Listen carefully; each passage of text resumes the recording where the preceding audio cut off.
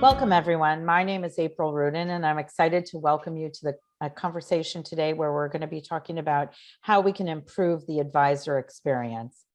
I'm the founder and CEO of the Rudin Group, a wealth management marketing firm, and we work with advisors every day. I'm excited to be joined in our conversation today by Aawad Aamir of Celent Research and Andrew Cant of NexJ Systems. So Aawad, would you like to begin by introducing yourself, please? Hi, everyone. My name is Aawad Aamir. I'm a wealth management analyst at Celent. My focus is mostly in wealth management automation, AI, predictive analytics, and digital transformation. I'm also the author of CRM Platforms in North America, a report I did which profiled a variety of various CRM solutions in which NexJ was the winner of the Advanced Technology Award. And I'm happy to discuss CRM and some other automation-related tools in this webinar today. Great. And Andrew, can you introduce yourself, please? Sure. Hi, everyone. I'm Andrew Cant. I'm VP of Financial Services Solutions here at NexJ. I work in the product organization, really with our clients and our prospects, looking at the vision of what we want to develop for our future technology and really understanding some of the trends that are happening in the industry. Great. So let's just dive right in. So the first question that I'd like the two of you to answer, and of course I'll jump in with some of my own thoughts, really is around what is driving the need to invest in solutions that improve efficiency and productivity for financial advisors. So Aawad, can you weigh in, please? Yeah, so I think you can think of this in two ways. First, you got to look at it at the industry level before looking at it at the technology level. So at a high level, there's a myriad of forces that are kind of influencing this change.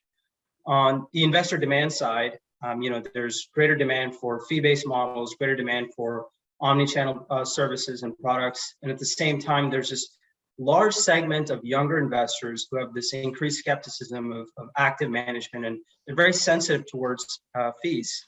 So advisors are facing a lot of economic and pricing pressures.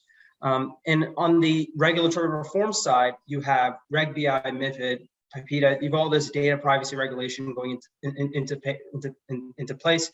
Reg BI more specifically is more around putting greater onus on transparency and conflict of interest. So that adds a lot of economic pressures on the advisors as well. And on the competition side, there's just a higher demand for high quality experiences that the competitors are also addressing through digitization quite aggressively as well. And so in order to remain competitive, a lot of wealth management firms are starting to really taking a good hard, long look in the mirror and trying to address some digital pain points that went unnoticed for far too many years, I'd say. So, I mean, those are all things everyone on this has probably already heard. So I don't mean to repeat myself, but I want to also discuss hard facts as to why technology is coming front and center more than ever before. There was a study conducted by Cat that looked at digital abandonment rates for onboarding over the last 4 years. And it found some pretty concerning trends, that there's been a 23% increase in digital abandonment when it comes to wealth management onboarding. And that just means that clients are simply just not putting up with poor user experiences that aren't frictionless and aren't digital end to end. And so I think that also puts onus on the advisor too, right?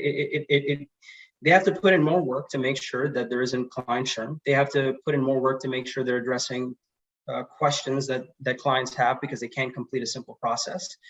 And at the same time, they're also trying, in the midst of all this economic pressure, they're also trying to take on more clients. Unless you're like ultra high net worth or high net worth, like generally in terms of the value proposition an advisor offers, it's becoming commoditized in the sense not one advisor is going to offer you significantly more alpha than another. It's falling onto the relationship itself. And as advisors try to scale with more clients, that relationship, the quality of that relationship needs to be upheld. And so this is where automation comes into place. This is where digitization comes into place. It's the only way to scale and maintain the quality of service. So there's a lot more focus on freeing up advisor capacity to address clients at scale with the personalization and relationship building that will maintain their success. Yeah, no, I couldn't agree more. I think I'll weigh in before we get to you, Andrew. So from my side, I completely agree with everything that you're saying. There's a lot of pressure on advisors, particularly post-pandemic when people are work from home. They need to continue great relationships with their clients without being able to see them in person. Also pressure, as you mentioned, for onboarding and finding new clients, lead gen, making sure that they're up to speed and up to date with what's happening in their prospect pool. And then a couple of other factors that I see. Number one, the average age of a financial advisor is north of age 60 now. And so that means a couple of different things. It means that there is significant pressure on firms to recruit and onboard new advisors and to be able to scale that where they have maybe inexperienced advisors, but also just taking a look at what their advisor workstation looks like in this competitive labor market. So having a great technology workstation can be a real advantage in terms of recruiting new advisors to your platform. So I feel that that is something that's also really important. And then for onboarding new advisors, besides onboarding new clients, just onboarding new advisors, the technology needs to be very user-friendly, needs to be singular and focused, all in one space, so advisors don't have to be toggling back and forth between multiple systems. And all of that will help, I think, position large enterprise firms in the race to really keep up with recruiting and keeping advisors onto their platform. So Andrew, in the wake of hearing all of those things, what do you see from your vantage point with your clients and prospects? Yeah, I think you've touched on a lot of the main points so far, and ultimately, I think what we're really driving into in all of those topics is differentiation. At the end of the day, I think the sort of commoditization of both the product set and of technology to some extent means that advisors need to be able to find a way to make themselves look better than everybody else. So how can they win clients easier? How can they give a better experience, but also hold on to those clients that they already have? And I think we see those desires and those pain points coming through from the prospects and clients that I speak to. And the direction of what people are interested in has started to take a bit of a turn from maybe some of the traditional things we've seen in the last 10 years. I think people are a lot more looking for technology that can help them be a lot better informed when they speak to their clients. They know that there's all this technology and capability out there to provide more insights and information about their clients, about their relationships, around what's happening in the market. But being able to put your fingers on that quickly in a way that's personalized and relevant to that client is, I think, a challenge we hear a lot, and people are really looking to make investments into those areas for sure. And another area that's very similar to that is just spending less time on administration and getting things done. And I don't think this has changed probably for 20 years, to be honest. I think everyone always wants to be able to do things quicker. But I think people, advisors, clients alike, experience great technology journeys with everything in their lives, right? And I think that raises the bar for everybody in our industry, that advisors expect the same experience when they're doing their daily work, as do advisors. So I think being able to deliver that, making it easier to do things when I need to actually complete something for a client. And somebody did touch on, I can't remember who said it, but also bringing things together in one place. I think there's still a huge challenge in the industry of people having to log on to different systems many different times, things timing out, but not getting that overview in one place of, here is everything that I need to know about my client, about their household, about their network, all the things that I should talk to them about when I'm speaking to them. So I think that's certainly what I see, but ultimately, compliance pressures, the reducing fees, the availability of technology is really just driving the advisors to, how can I be different? How can I hold on to my clients? How can I give a better experience and show my value? Yeah, I mean, just sort of in summary, I guess for people outside of the wealth management industry listening to this, they might wonder, why is wealth management so far behind in digitalization? And while obviously the pandemic has been a global and personal tragedy for so many people, it's really shown a light, I think, on the importance of the wealth management industry, the importance that financial advisors can make in terms of their clients' lives. And I think all of that has been a real positive to driving digitalization and driving some of the things that we spoke about. So moving on to the second question. The opportunity in wealth management for digitalization is really huge, starting from a point of, I don't know, some people call it the prehistoric age, but moving on to our question 2 here, which is, how should firms address the need for an advisor experience that really optimizes the performance? I think we touched on that a little bit, but Aawad, maybe you can delve into that a little bit more with how CRM actually can do that. CRM, I mean, the core function of any CRM is to streamline all of the advisors' relevant data into a one-stop hub. And it does that through the aggregation of data, storing it, and doing analysis on it, and delivering whatever is most relevant and concise into a singular dashboard view. This idea of the integrated advisor desktop is that your CRM is supposed to deliver a comprehensive customer view of all that relevant information. And we know all CRMs do that or try to do that. Some do a better job with the user interfaces than others. Some do a better job at integrating with third-party tools than others. Some do a better job at aggregating data from disparate places than others. But at the end of the day, a lot of them, I mean, that they aim to do is just to display that data in the most relevant fashion as possible. But few CRMs go one step above that and do something with that data other than just displaying it. And this is sort of where we get into next best action, where CRMs can basically go that extra mile and analyze that data that they're projecting and produce call to actions for the advisor by anticipating customer needs and making sure the advisor doesn't get overwhelmed with all the information that's being presented to them. And we can discuss more about what next best action means, but I kind of wanted to end it off there. Okay. From my point of view, and advisors are tasked with so many different tasks really during the day, and they have to do business development. They need to be in touch with their current clients. They need to manage portfolios. They need to manage their own operations in some cases, especially for independent RIAs. There's just a lot of things that advisors do. And so I just want to underscore the importance of having that sort of singular platform and one place that advisors can go to where they can get all this information. So one dashboard is really important, and the ability for that user interface for advisors to be pretty simple so that they can figure out how to toggle between tasks rather than toggling between different systems.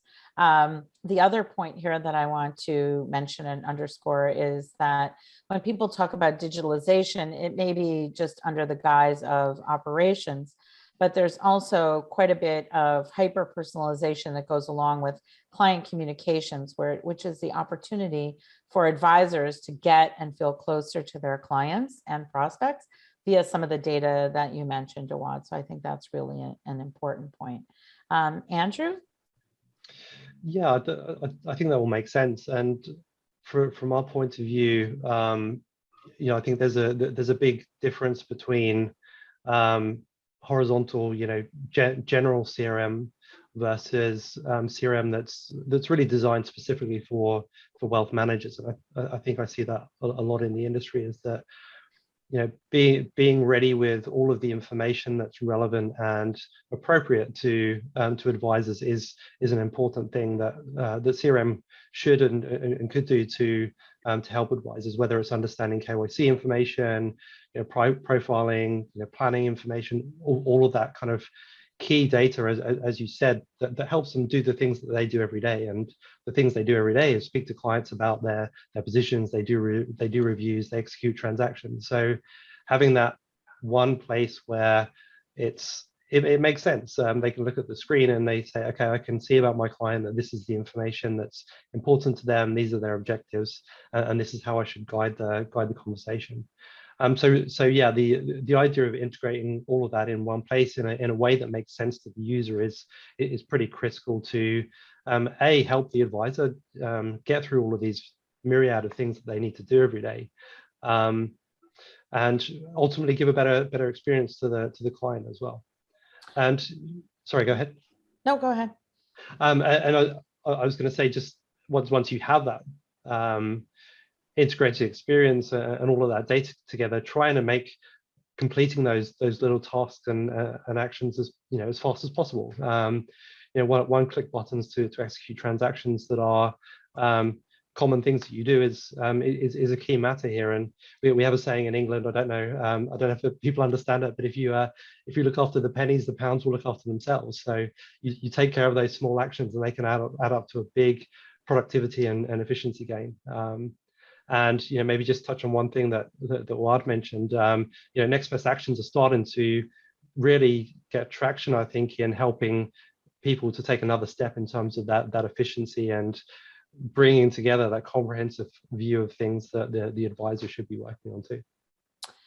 Yeah, so let's dive a little bit into next best action. What I wanted to say about that is that, the role of the financial advisor has really become essential. Really, we've learned over the past couple of years and been a very important part in, managing their clients' lives and helping them with holistic and more financial planning. And that's really been brought into sharp relief given some of the challenges that we've had.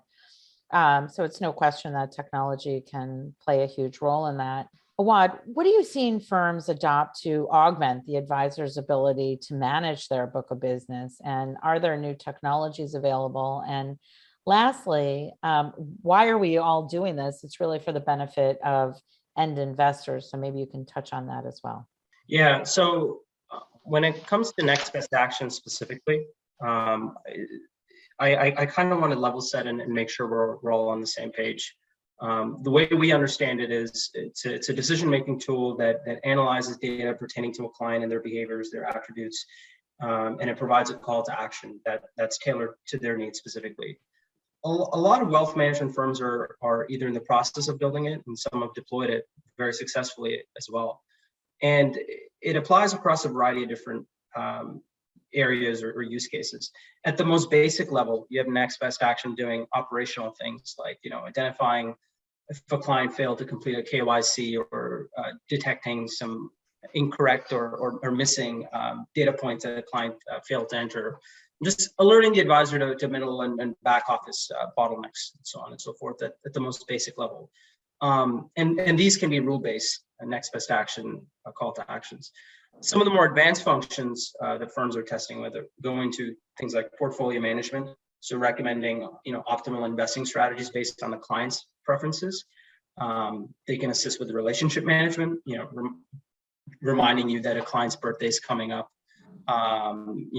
Understanding their interests and recommending content that the client would be interested in, for instance.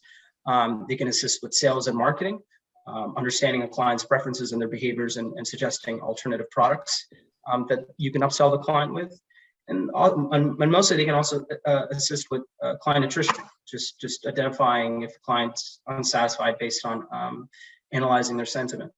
So we've seen really successful examples being applied in Morgan Stanley. Their next best action tool probably has one of the largest rollouts.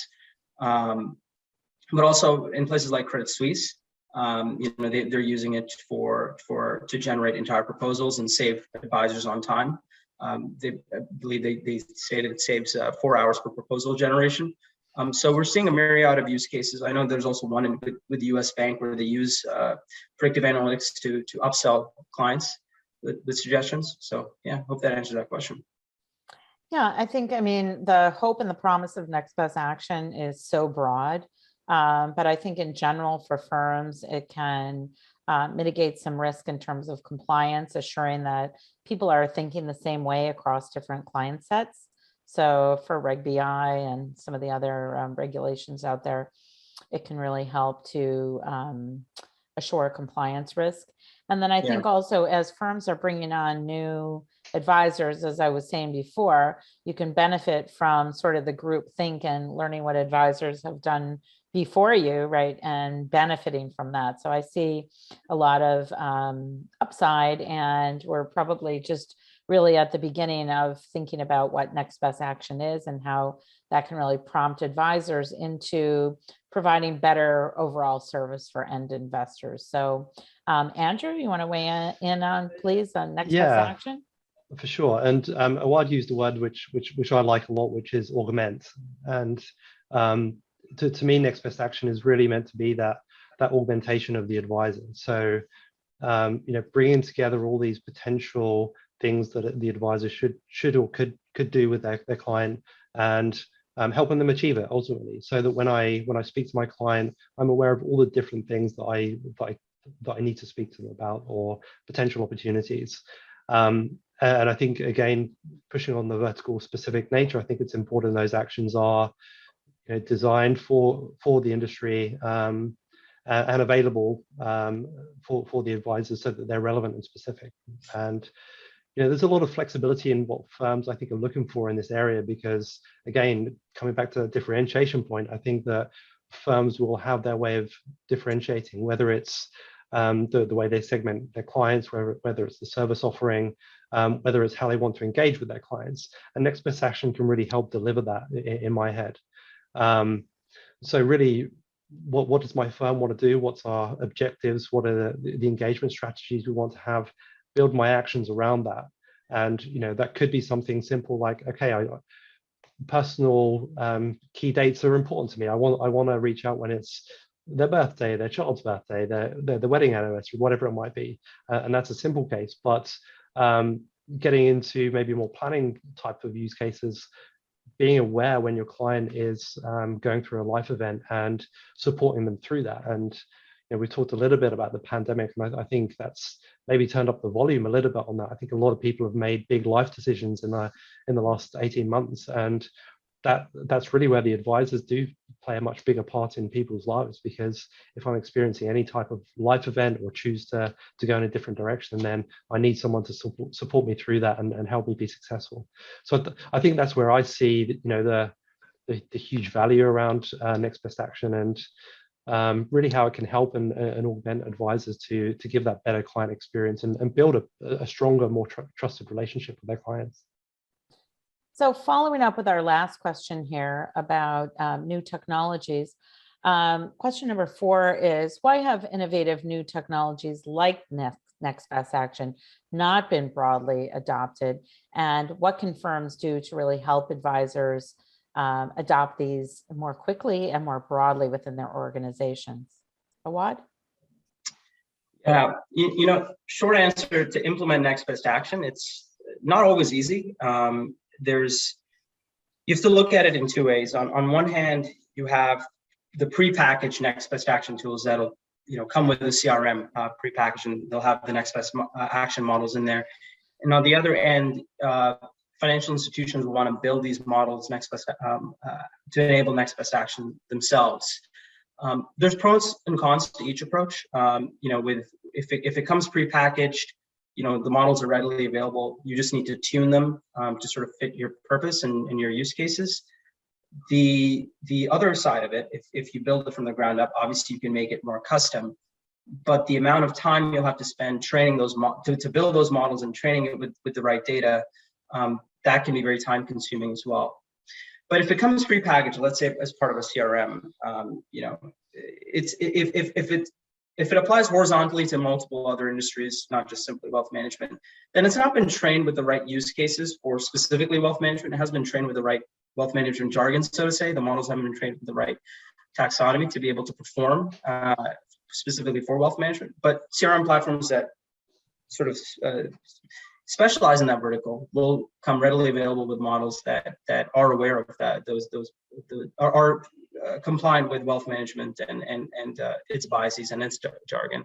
So that's one way that firms are implementing next best action is to pick solutions that are specifically for their vertical.